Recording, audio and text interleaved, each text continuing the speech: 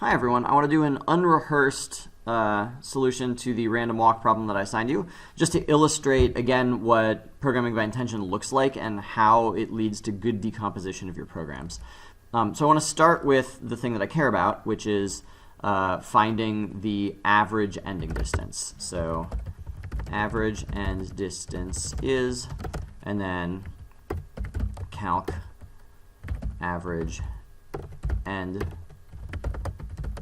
distance, and then I'm going to include the parameters. So let's do a 100-step walk, and that's going to be how many trials we're going to use to approximate it.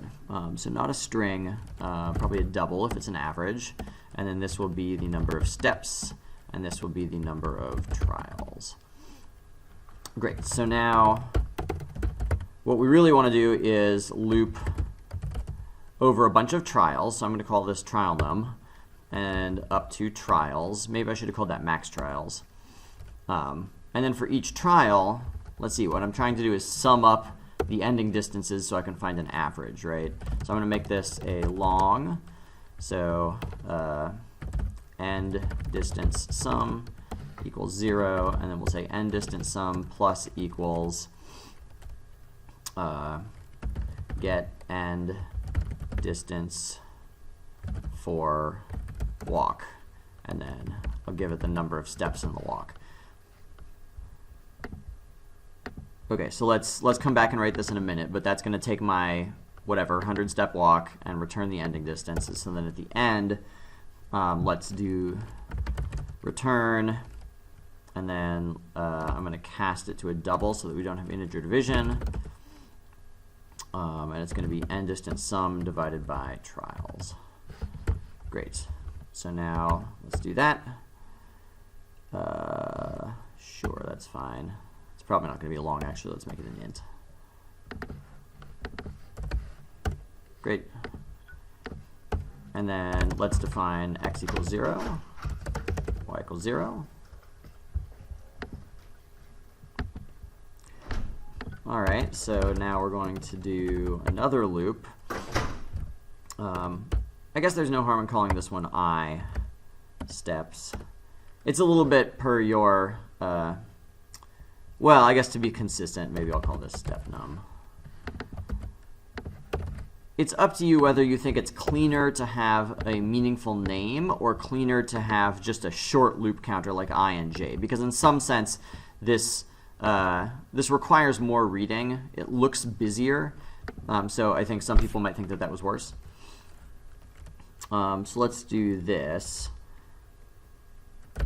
So direction equals get random direction, and then we'll say if direction equals up, then y plus plus. If direction equals down, then y minus minus. If direction equals right, then x plus plus. If direction equals left, then x minus minus. Cool, so we're taking the steps, and then at the end, return distance from 0, 0 to xy. All right, so let's do a couple of these. So get random direction. Let's return int math.random times 4. Okay. And then here, let's calculate the distance. X, y, x2, y2, and we'll return math.square root, or let's do this. Delta x equals x2 minus x, delta y equals y2 minus y, and now we'll say math.square root of dx times dx plus dy times dy. Probably, if you know about enums, probably it's better to use an enum here than these named constants, but because we don't know about enums, I'm going to do it this way. If you're curious about enums, you should look it up. A lot of students who did it said that they thought it was really awesome. Okay, and so now what doesn't match here? Get ending distance for walk, of course, should return a double because it's a Euclidean straight line distance. Okay. I think I'm feeling happy about this. Let's run it. Okay. I have no idea if that's right. I want to revise this a little bit.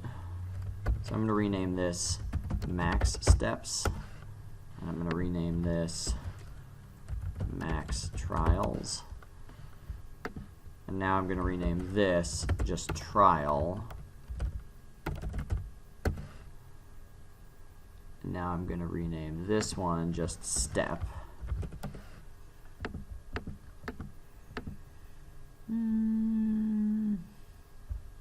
That's fine.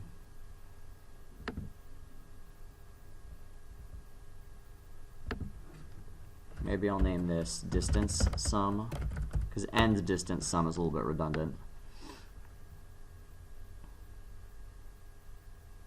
Okay, I like that a little bit better. All right, so here's what's good about this. One thing that's good is variables are only declared right in the methods where they're needed. So it's not possible to forget to reset your position back to 0 between trials, which was something that happened in the warm-up when we just used nested loops. Here, when we're creating x and y there, that's like right at the beginning of running one of the walks. So I literally cannot forget to reset them. Each method is doing a short thing that's understandable. I don't have to remember what all the other things are doing. I can just read it like English. Like, okay, so I'm looping through a bunch of trials to max trial, and I'm getting the end distance for each one, and I'm adding them up, and then computing the average.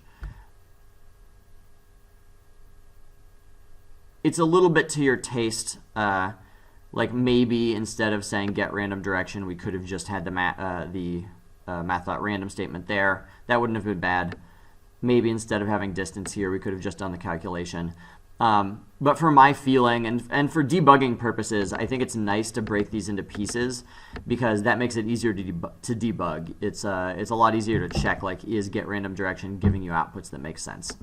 Okay, I hope this was helpful.